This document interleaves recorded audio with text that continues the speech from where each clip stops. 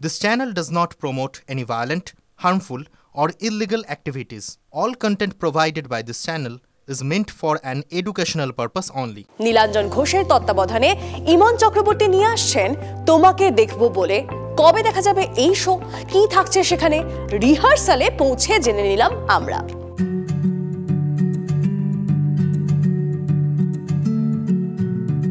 48 वर्षों की शैक्षणिक उत्कृष्टता के साथ 23 से भी ज्यादा प्रमुख बीटेक प्रोग्राम्स और 600 से अधिक अंतर्राष्ट्रीय छात्रों के साथ विज्ञान डीम्ड टू बी यूनिवर्सिटी देश की बेहतरीन यूनिवर्सिटी में से एक है।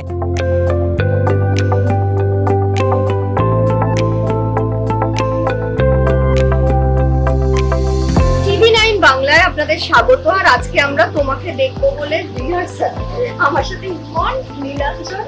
আমাকে প্রথমেই যেটা বলো, নীলাঞ্জন বলো যে ইমন তো অনেক কিছু করে, প্লেব্যাক করে, প্রচুর শো করে, সব ইভেন্টে ইমনকে সবাই অতিথি হিসেবে আমন্ত্রণ করে এবং ও যায়, কিন্তু তারপরে এই যে একটা সম্পূর্ণ অন্যরকম কিছু করার তাগিদ, এইটা তুমি ওকে প্রস্তাবটা দিলে না ও করতে চাইলে?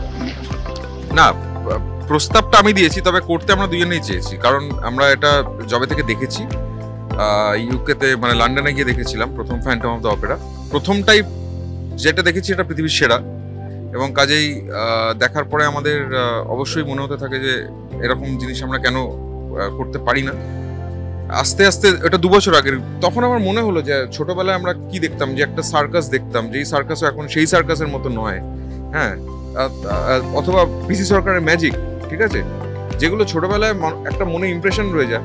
তো ছোটদের আমরা কিছু দেখাতেই পারি না একটা এই সময়তে এসে। তো এইবারে সেই জায়গাটা আমরা পেয়েছি যে একটুখানি ওই জায়গাটা তৈরি করা, যে বাবা মা তাদের বাচ্চাদের নিয়ে আসবে, সমস্ত রকমের তারা মেলা দেখতে পাবে, তারা নাচ গান, একদম তাদের জন্য একটা তাদের সাইজের গল্প তাদের জন্য, এবং সেটাই আমরা করছি। গান, নাচ, অভিনয় সাবলীল ইমন, তা দর্শকরা জানেন।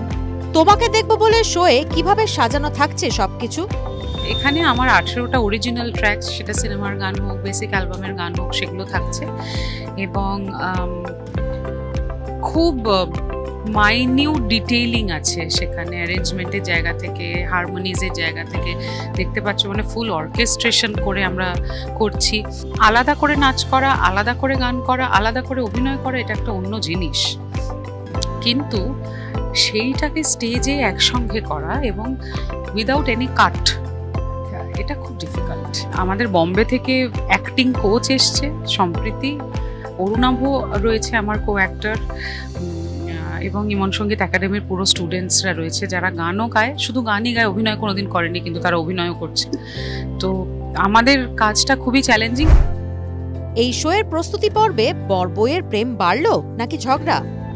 না, বাড়ির মধ্যে বাড়ির বাইরে বরের পজিশনটা বরেরই থাকে, বউয়ের পজিশনটা বউয়েরই থাকে। যখন আমরা কাজের কথা বলি, অবভিয়াসলি ও কাজের জায়গা থেকে সেটার ফিডব্যাকটা দেয়।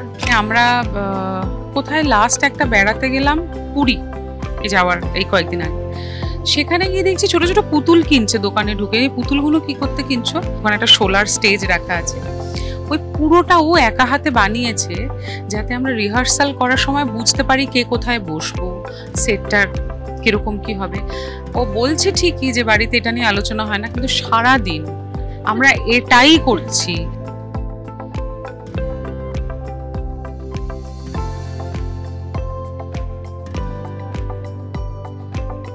দুমাস অন্য কোনো কাজ না করে প্রধানত এই শো গড়ে তুলতেই ব্যস্ত ইমন। টিমের প্রয়াস দর্শকের কাছে উপহার হয়ে আসবে আগামী 22 আর 23 তারিখ নজরুল মঞ্চে। ক্যামেরায় গৌরবের সঙ্গে ভাস্বতীর রিপোর্ট, TV9 বাংলা।